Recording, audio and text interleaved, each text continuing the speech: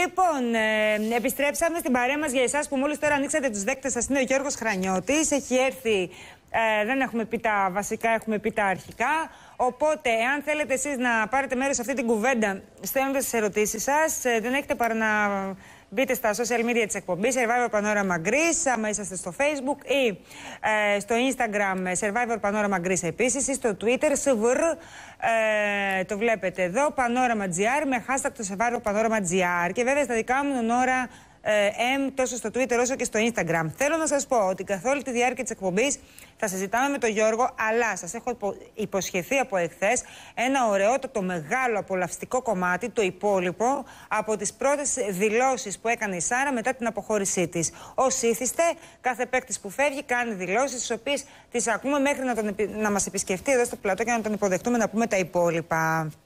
Και ξεκινάμε. Παρακαλώ. Θέλω να πάμε. Μάλλον δεν θα πάμε να δούμε αμέσως τώρα τα highlights, θα του κάνω μια ερώτηση πρώτα. Χτυπάει το τηλέφωνο. Ποιος σου κάνει την πρόταση? Τα πρώτα σου συναισθήματα και το λόγο που πήρες την απόφαση να πεις το ναι. Ωραία.